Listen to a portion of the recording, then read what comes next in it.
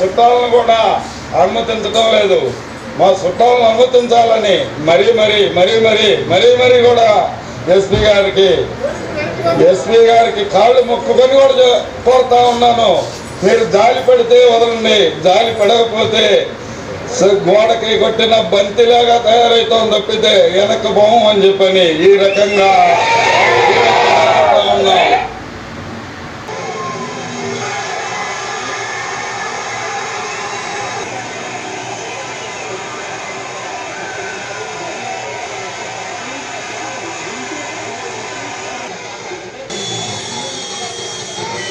నేను వైఎస్ఆర్సీపీకి సంబంధించిన వ్యక్తిని కాను, కార్యకర్తను గాను, కామన్ మ్యాన్గా నా యొక్క వ్యక్తిగత అభిప్రాయాన్ని తెలియజేస్తున్నా.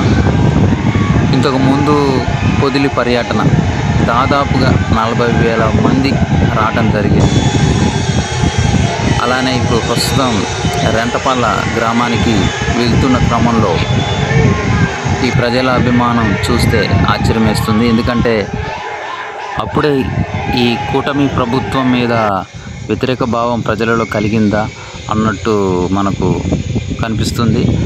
ఎందుకంటే ఇక్కడ వీడియోలో చూస్తున్నాం, రెంటపాల గ్రామం చుట్టూ దాదాపుగా 20 చెక్ పోస్టులను, అంటే జగన్ గారు వస్తున్నారనే సమాచారం అందటంతో ఆ రెంటపాల గ్రామానికి సాధారణ పౌరులు రానియకుండా ఉండాలని చెక్ పోస్టులను అడుగడుగున ఏర్పాటు చేయటం, వాళ్ళని రానియకపోవడం అనేది ఒక ఇబ్బందికర విషయమే.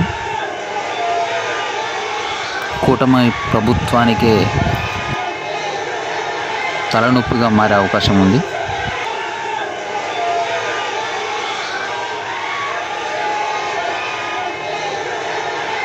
రానియకపోయేసరికి ఇలా పొలాలమ్మటి, పక్కదారులమ్మటి జనాలు వస్తూనే ఉన్నారు.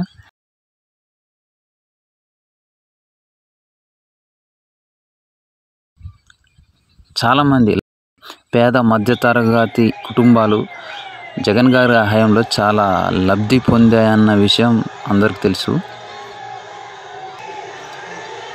ఆ అభిమానమే ఇలా పోటెత్తి వస్తున్నారా?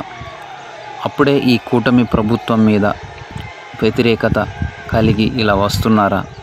ఇప్పుడు ఉన్న ప్రస్తుత ప్రభుత్వం కంటే గత ప్రభుత్వమే బాగుందన్న ఆలోచనలు ఉన్నారా అనేది మనం ఆలోచించుకోవాల్సిన విషయం.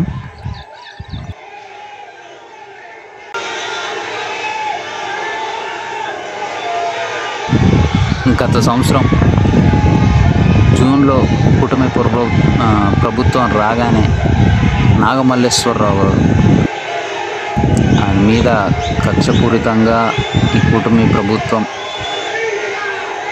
అరెస్టు చేసి తీసుకెళ్ళడం జరిగింది. ఆయన మానసికంగా ఇబ్బందికి గురి చేసి ఆత్మహత్య చేసుకునేలా ప్రేరేపించడం ఎంతవరకు సబబు? మనం ప్రజాస్వామ్యంలో ఉన్నాం. ఇలా ప్రశ్నించే ఇప్పుడు 6 హామీలు ఇవ్వకపోగా ప్రశ్నిస్తున్న వారిని అరెస్ట్ చేయడం, అలానే ఈ సంస్కృతి ఇది మితిమీరితే తర్వాత కూటమి ప్రభుత్వానికే ఇబ్బంది. ప్రజాస్వామ్య వ్యవస్థలో వాక్ స్వతంత్రాన్ని హరించే హక్కు ఎవరికి లేదు.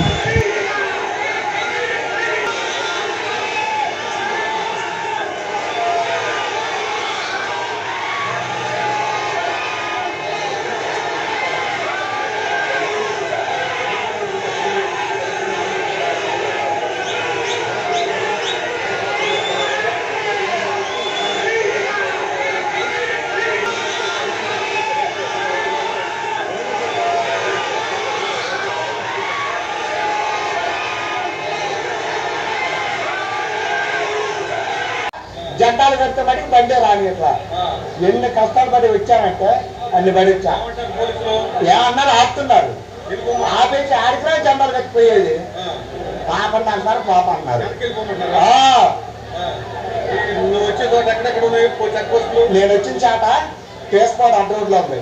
మళ్ళీ అటు తిరిగి కాదని ఎనమే తాళ్ళూరు పోయి మళ్ళీ అటు తిరిగి గుడిపాడు మీదగా గరకపాడు మీదగా అటు తిరిగి మళ్ళీ ఇటు వచ్చా. ఏది ఊరు ఇదేదో ఉందో చూడండి, ఆ ఊరు వచ్చా. కందులూరు పాలెం రోడ్లో నుంచి మా వాళ్ళ నుంచి, అంటే నేను పరిపాలన గ్రామం నాది. ఇక్కడ దాకా ఎందుకు వచ్చానంటే అంత అభిమానాన్ని కూడా ఇంత నేర్చమైన, ఎప్పుడు నా వయసు 49 సంవత్సరాలు ఇంతవరకు ఎప్పుడు చూడాలి. ఈ నేర్చమైన బతుకు ఇయ్యాలే చూస్తున్నా. నిజంగా నేర్చమైన బతుకు. కనీసం మీటింగ్లకు వచ్చేవాళ్ళ కూడా మీటింగ్లకు కాదు, ఏదో అభిమానుడు ఏమో ఒక కార్యకర్త, నేను చచ్చిపోతే రావద్దు రేపు ఆయన ఒక్క కార్యకర్త ఏదో జరిగింది వస్తున్నానా కానీ ఆపుతా ఉంటే ఇంత నేర్చమైన బతికి ఊరు చేయరండి. మా ఊరు రెంటపాళ్ళ. ఇక్కడికి పోలీసుల ఆంక్షలు ఇదివరకు ఇందిరాగాంధీ టైంలో ఒక ఎమర్జెన్సీ పెట్టారు కమ్యూనిస్టులు జరుగుతుంది. ఈనాడు ఈ రాష్ట్రంలో చంద్రబాబు నాయుడు ఎమర్జెన్సీ కాడికి ఎక్కువ తలపిస్తుంది అనమాట. ఇది చూస్తుంటే ఇప్పుడు ఒక కుటుంబంలో మనిషి చనిపోయినప్పుడు ఆ కుటుంబాన్ని ఓదార్చడానికి ముఖ్యమంత్రిగా చేసిన మాజీ ముఖ్యమంత్రి జగన్మోహన్ రెడ్డి గారు వస్తుంటే ఇన్ని ఆంక్షలు పెట్టాలా? మనం ప్రజాస్వామ్యంలో ఉన్నావా, లేకపోతే రెడ్ బుక్ రాజ్యాంగంలో ఉన్నావా, డాక్టర్ బిఆర్ అంబేద్కర్ గారు రాసిన రాజ్యాంగంలో ఉన్నావా? ఎక్కడున్నాం మనం ఈ దేశంలో? చంద్రబాబు గారు నేను ప్రశ్నిస్తున్నాను నిన్ను ఒక సామాన్యునుడుగా. ఇప్పుడు నేను ఈ లైవ్ ద్వారా నిన్ను ప్రశ్నిస్తున్నాను. నువ్వు ప్రజల ఓట్ల ద్వారాగా గెలిచి ఉన్నావా లేదా ఈవీఎంల ద్వారాగా గెలిచి ఉన్నావా అని నిన్ను ప్రశ్నిస్తున్నా. పవన్ కళ్యాణ్ గారు నిన్ను నేను ప్రశ్నిస్తున్నా. నారా లోకేష్ గారు నిన్ను నేను ప్రశ్నిస్తున్నా. ఒక సామాన్య మానవుడుగా నన్ను ఏం చేస్తున్నా భయం లేదు, నన్ను జైలు చేస్తూ పైన భయం లేదు. నా కుటుంబం మేము అందరూ మూటలు కట్టుకొని జైలుకి రావడానికి సిద్ధంగా ఉన్నాం. ఎక్కడికి వెళ్ళినా అసలు నేను రావడానికి కూడా నా ఊరు ఉండూరై ఉండి ఆధార్ కార్డు చూపిస్తేనే రానిస్తామని రానిచ్చారు పోలీసులు. ఈనాడు అసలు ఇంత దారుణమైన పరిస్థితి నేను ఎప్పుడు చూడలేదు. ఇంత దుర్మార్గంగా గత మరి 2014 నుంచి మామూలుగా గత ప్రభుత్వం జగన్మోహన్ రెడ్డి గారి ప్రభుత్వం ఊరు రాష్ట్రం అంతా తిరిగారుగా. లోకేష్ పవన్ కళ్యాణ్ గారు జగన్ నిన్ను దొక్కుతామని పెద్ద పెద్ద మీటింగుల్లో కూడా చెప్పారుగా. మరి ఇప్పుడు ఇదేంటి? దీన్ని ఏమంటారు? ఇది ప్రజల పరిపాలన అంటారా లేకపోతే నియంత్రణ పరిపాలన అంటారా? నాగమల్లేశ్వరాన్ని సత్తనపల్లి పోలీసు వారు వచ్చి తీసుకెళ్లి ఆ తర్వాత 3 రోజులు స్టేషన్ లో ఉంచి అనేకమైన దుర్భాషలాడి ఆ అబ్బాయి సాగుకి కారణం చేశారు ఈ కోట ప్రభుత్వం. ఈ రోజు మరి జగన్మోహన్ రెడ్డి గారు ఆ కుటుంబాన్ని ఓదార్చడం కోసమై ఈ రెంటపాళ గ్రామం వస్తుంటే ప్రతి పోలీసు వారు గొందిన సందున ఊళ్ళో ఆడ మహిళలను కూడా రానియకుండా ఆధార్ కార్డు చూపించి దాడులు చేస్తున్నారు. ఇది ఇంత దారుణం మరి ఎక్కడా జరగదు, ఏ రాష్ట్రంలో జరగదు. మాజీ సీఎం జగన్మోహన్ రెడ్డి గారు పబ్లిక్ లోకి వస్తున్నారంటే ఆ పబ్లిక్ అన్నటువంటి క్రేజ్, పబ్లిక్ లో ఉన్నటువంటి ఇమేజ్ తట్టుకోలేకపోతుంది ఈ కూటమి ప్రభుత్వం. తట్టుకోలేని పరిస్థితుల్లోనే వాళ్ళు ఇలా మమ్మల్ని అందరినీ కూడా అడ్డుకోవడం జరుగుతుంది. ప్రతి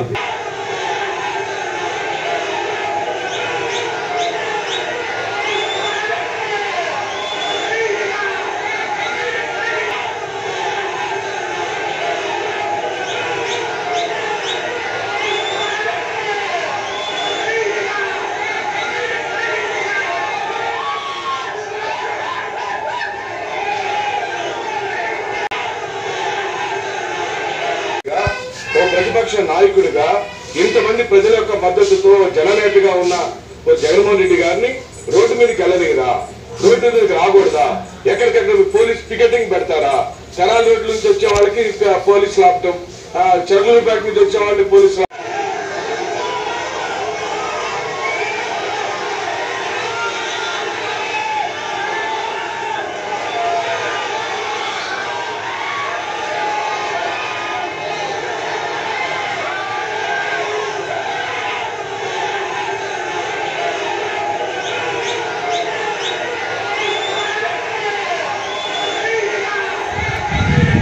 ఈ కార్యక్రమానికి జగన్ను చూడాలని ముసలి వాళ్ళు కానీ మహిళలు కానీ పోటెత్తి వస్తున్న జనాన్ని మనం సామాజిక మాధ్యమాల్లో చూస్తూనే ఉన్నాం, లైవ్లో చూస్తూనే ఉన్నాం. గ్రామం చుట్టూ దాదాపుగా 20కి పైగా చెక్ పోస్టులు పెట్టారన్నది మన యూట్యూబ్ ఛానల్స్లో కొన్ని లైవ్ ఛానల్స్లో చూస్తూనే ఉన్నాం. ఎందుకంటే ఈ అంతకుముందు జరిగిన పొదిలి పర్యటన, రైతుల సమస్యపై పొదిలి పర్యటన కోసం వెళ్ళిన క్రమంలో 40,000 మంది జనాలు రావడం జరిగింది. ఇప్పుడు ఇక్కడ సభ కాదు, జస్ట్ ఆ కుటుంబాన్ని పరామర్శించడానికి వెళ్తున్నారు. అలానే చనిపోయిన వ్యక్తి విగ్రహం ఆవిష్కరించడానికి, అలానే జగన్ గారి సెల్ఫీ ఫోటో తీసుకోవాలని ఆయన కోరికంట. ఆయన చనిపోయిన వ్యక్తి కూడా ఉప సర్పంచ్, గ్రామంలో కూడా ఏ సమస్య వచ్చినా కానీ దగ్గరుండి చూసుకునే వ్యక్తి అంట. జగన్ గారితో ఫోటో దిగాలని కోరిక ఉండేదంట. సో ఆయన తండ్రి గారు చనిపోయిన తన కొడుకు కోరిక మేరకు జగన్ గారిని పిలిపించుకోవడం జరిగింది. ఈ కార్యక్రమం జరుగుతుంది. అంటే ఇప్పుడు చుట్టుపక్కల ఇట్లా ఇంత పొదిలి పర్యటనలో 40,000 మంది జనం. సో ఇప్పుడు వచ్చే జనం ఎట్లా వస్తారన్నది మన అంచనాకి రాని విషయం. మరి అలాంటి క్రమంలో సడన్గా గ్రామం చుట్టూ దాదాపుగా 20 పైన చెక్ పోస్టులు ఏర్పాటు చేస్తే ప్రజాభిమానంతో జగన్ని చూడాలనుకున్న జనాన్ని ఆపితే ఒక్కసారి ఏదైనా తొక్కిసలాట జరిగే అవకాశం ఉంది. సో కనుక దీన్ని వ్యతిరేకత కూడా కూటమి ప్రభుత్వం మీద వస్తుంది. సో ఇది కూడా ఆలోచించుకోవాల్సిన బాధ్యత ప్రభుత్వానికి. చూస్తూనే ఉన్నాం, వృద్ధులు కూడా ఆయన చూడాలని ఎంత ఇబ్బందిగా ఉన్నా వాళ్ళు నడుచుకుంటూ వస్తున్న విధానాన్ని చూస్తే ఆశ్చర్యం వేస్తుంది. ఎందుకంటే వాళ్ళు గతంలో పింఛను ఇయర్ పెంచుతూ పోతూ వాళ్ళకి ఇవ్వటం జరిగింది. అలానే వాలంటీర్ వ్యవస్థ ఉన్నప్పుడు అంటే రేషన్ బియ్యం కూడా ఇంటికి వచ్చి వాళ్ళకి ఇచ్చే పరిస్థితి ఉన్నది. ప్రస్తుతం వృద్ధులకు కూడా వాళ్ళ దగ్గరికి పోయి ఇస్తున్నామనే సూచన అయితే ఇచ్చారు.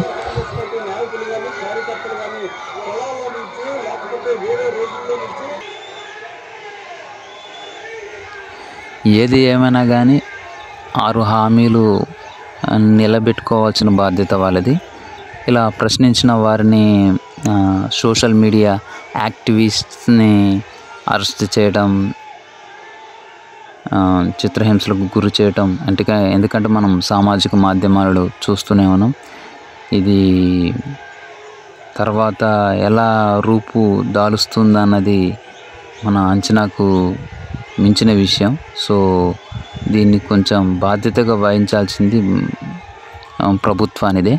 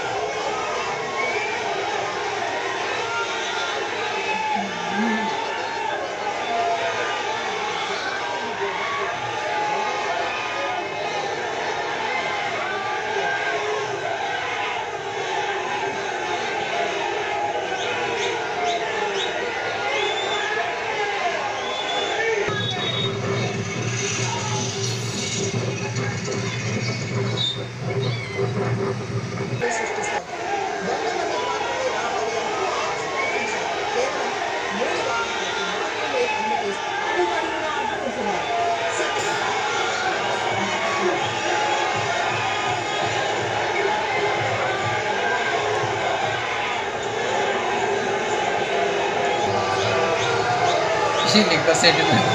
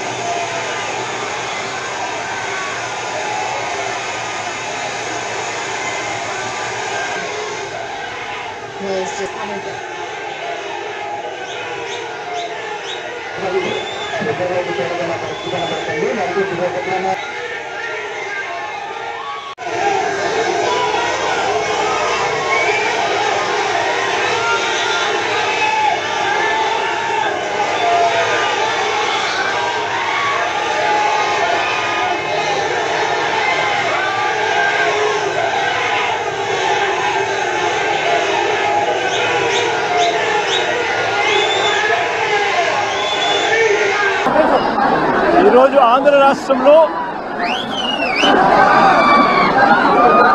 అభివృద్ధి సంక్షేమం అన్నది పూర్తిగా పక్కకు పోయి రెడ్ బుక్ రాజ్యాంగం అమలవుతా ఉన్న నిదర్శనము ఈరోజు నా పక్కనే ఉన్న వెంకటేశ్వర్లు అన్న కొడుకు నాగమల్లేశ్వరరావు ఈ గ్రామానికి ఉప సర్పంచ్. ఈరోజు ఎలాంటి దారుణమైన పరిస్థితుల్లో ఈరోజు అన్న ఇక్కడ నిల్చొని ఉన్నాడు. ఎలాంటి దారుణమైన పరిస్థితులు రాష్ట్రంలో ఉన్నాయి అన్నదానికి నిదర్శనం ఈ రోజున ఈ కార్యక్రమం.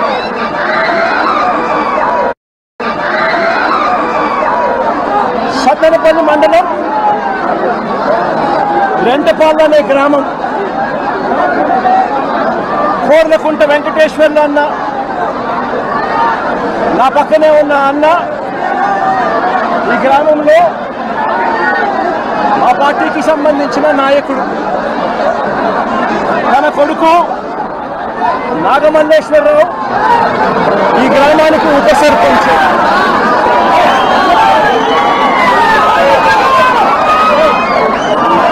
పోలింగ్ మొట్టమొదటి రోజు నుంచి రెడ్ బుక్ రాజ్యాంగం అమలులో తెలుగుదేశం పార్టీ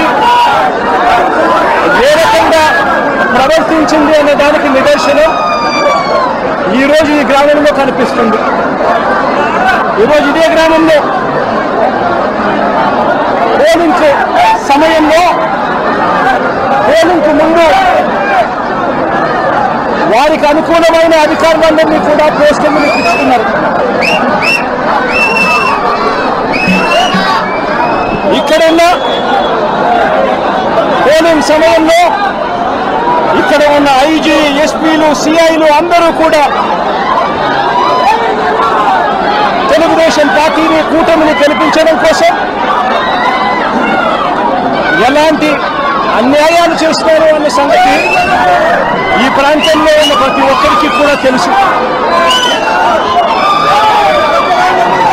ఆ వారం నుంచి పరిస్థితి గమనిస్తే 2024 జూన్ 4వ తారీఖున అంటే కౌంటింగ్ రోజునే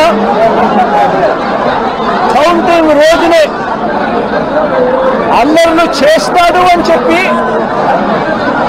తెలుగుదేశం పార్టీ, జనసేన నాయకులు తప్పుడు ఆరోపణలు చేసి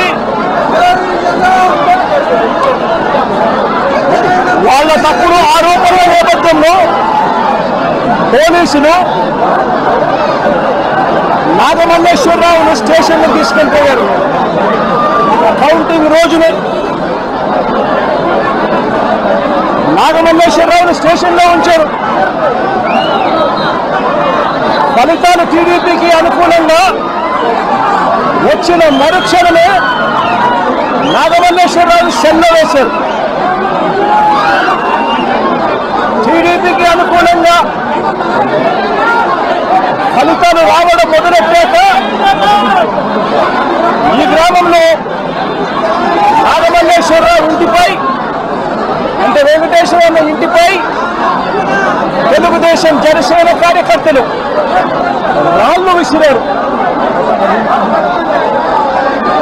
నాగమల్లేశ్వరరావును స్టేషన్లో ఉంచారు. నాగమల్లేశ్వరరావును ఊర్లోకి వెళ్ళడానికి వీల్లేదు అని, ఊరు విడిచిపెట్టి పోవాలి అని, లేకపోతే రౌడీ షీట్ ఓపెన్ చేస్తామని సాక్షాత్తు సిఐ రాజేషే చెప్పాడు. రౌడీ షీట్ ఓపెన్ చేయడమే కాదు, కాల్చి చంపుతామని కూడా సాక్షాత్తు సిఐ రాజేష్ అనే వ్యక్తి బెదిరించడం కూడా జరిగింది. ఆశ్చర్యం ఏమిటంటే జూన్ 4వ తారీఖు కౌంటింగ్ మొదలైతే జూన్ 5వ తారీఖు రాత్రి దాకా నాగమల్లేశ్వరరావు సెల్లోనే ఉంచుతున్నారు. అవమానించారు, బెదిరించారు. ఆయన మీద చేయకూడని నేరాలన్నీ కూడా చేశారు. 5వ తారీఖు రాత్రి తనను విడిచిపెట్టారు. నాగమల్లేశ్వరరావు గుంటూరులో ఉన్న తన సోదరుడి ఇంటికి వెళ్ళాడు. ఈ సిఐ, ఈ పోలీసులు వీళ్ళు బెదిరించిన తీరు, వీళ్ళు అవమానించిన తీరు. నాగమల్లేశ్వరరావు గుంటూరులో ఉన్న తన సోదరుని ఇంటికి వెళ్ళాడు. వెళ్ళి అక్కడి నుంచి వాళ్ళ నాన్నకు ఫోన్ చేశాడు. వెంకటేశ్వరన్నకు ఫోన్ చేసి పోలీసులు ఏ రకంగా అవమానించారు, పోలీసులు ఏ రకంగా బెదిరించారు, పోలీసులు ఏ రకంగా కొట్టారు, ఇటువంటి విషయాలన్నీ కూడా వాళ్ళ నాన్నకు చివరిసారిగా ఫోన్లో చెప్పి ఆత్మహత్య చేసుకునే కార్యక్రమానికి తాను వెళ్ళిపోయాడు. వెంటనే తన కొడుకును కాపాడుకునేందుకు, నాగమల్లేశ్వరరావును కాపాడుకునేందుకు వెంకటేశ్వరన్న హుటాహుటిన గుంటూరుకు వెళ్ళి కొడుకును హాస్పిటల్లో చేర్పించాడు. కొడుకును హాస్పిటల్లో చేర్పిస్తే ఆ ట్రీట్మెంట్ జరుగుతూ ఉండగా నాగమల్లేశ్వరరావు ప్రాణాలు విడిచాడు. జూన్ 9వ తారీఖున నాగమల్లేశ్వరరావుకు భార్య, 2 కూతుర్లు ఉన్నారు. ఇప్పుడే కూతురు కూడా చిన్నబ్బాయి కూతురు. నాగమల్లేశ్వరరావుకు ఒక కూతురు ఉంది. ఆ కూతురు కూడా చిన్న పాప. ఇప్పుడు ఆ భార్యకు, ఆ కూతురుకు ఏం సమాధానం చెప్తారు చంద్రబాబు నాయుడు గారిని అడుగుతా ఉన్నా. మీ పాలనలో దగ్గరుండి కేవలం మీ పార్టీకి అనుకూలంగా లేరు అన్న ఒకే ఒక కారణంతో కుల ప్రస్తావన తీసుకొచ్చి అవమానించి, బెదిరించి, తిట్టి, కొట్టి ఒక మనిషి చావుకు కారణమయ్యారు. 7 ఏడాది అయిపోయింది. ఈ మొత్తం కుటుంబం ఇవాళకి కూడా శోకంలోనే ఉంది. దీనికి బాధ్యులెవరు? వీరి ఇంటిపై రాళ్లు విసిరి దాడి చేసిన వాళ్ళ మీద ఎంతమందిని అరెస్ట్ చేశారని అడుగుతా ఉన్నా, ఎంతమంది మీద కేసులు పెట్టారని అడుగుతా ఉన్నా, ఎంతమంది మీద శిక్ష విధించారని అడుగుతా ఉన్నా. కనీసం ఇంతగా వేధించి చంపిన ఆ సిఐ మీద ఎలాంటి యాక్షన్ తీసుకున్నారు అని చెప్పి చంద్రబాబు నాయుడు గారిని గట్టిగా నిలదీస్తూ ప్రశ్నిస్తా ఉన్నా. రెడ్ బుక్ రాజ్యాంగం నడుస్తూ ఉంది. రెడ్ బుక్ రాజ్యాంగం నడుస్తూ ఉంది. ఈ రెడ్ బుక్ రాజ్యాంగంలో చివరికి వెంకటేశ్వర ప్రైవేట్ కంప్లైంట్ ఇచ్చినా కూడా పట్టించుకునే పరిస్థితి ఈ రెడ్ బుక్ రాజ్యాంగంలో ఎక్కడా కూడా లేదు. సిఐ రాజేష్ అనే ఆయన మీద ప్రైవేట్ కంప్లైంట్ ఫైల్ చేశాడు. ఫైల్ చేసి కోర్టు కేసు కట్టండి అని చెప్పి ఉత్తర్వులు ఇచ్చింది. ఉత్తర్వులు ఇచ్చినా కూడా కేసు కట్టకుండా ఇంకా కేసు కట్టలేదంట. ఇంతటి దారుణంగా ప్రజాస్వామ్యాన్ని అవహేళన చేస్తూ రాజ్యాంగాన్ని రెడ్ బుక్ రాజ్యాంగంతో మారుస్తూ పరిపాలన చేస్తే ఈ ప్రభుత్వం అనేది నిలబడుతుందని అడుగుతా ఉన్నాం. ఈరోజు రాష్ట్రంలో చంద్రబాబు నాయుడు గారి పాలనలో రైతులు సంతోషంగా లేరు, అక్క చెల్లెమ్మలు సంతోషంగా లేరు, చదువుకుంటున్న పిల్లలు సంతోషంగా లేరు. చంద్రబాబు నాయుడు గారి పాలనలో ప్రతి ఒక్కరూ కూడా వెన్నుపోట్లకు లోనయ్యారు, మోసపోయారు. ఆయన అబద్ధాలు మోసాలకు వీరంతా కూడా బలైపోయిన పరిస్థితుల మధ్య రెడ్ బుక్ రాజ్యాంగంతో ఉచ్చలవిడి కరప్షన్తో ఈరోజు రాష్ట్రంలో పూర్తిగా లా అండ్ ఆర్డర్ కూడా దెబ్బతిన్న పూర్తిగా నాశనమైపోయిన పరిస్థితుల మధ్య ఈరోజు పరిపాలన సాగుతూ ఉంది. ఈ పరిపాలన ఎక్కువ రోజులు నడవదు. దేవుడు ప్రజలు ఇద్దరు కూడా గట్టిగా మొట్టికాయలు వేసే రోజు త్వరలోనే ఉందని మాత్రం ఖచ్చితంగా చెప్తా ఉన్నాను.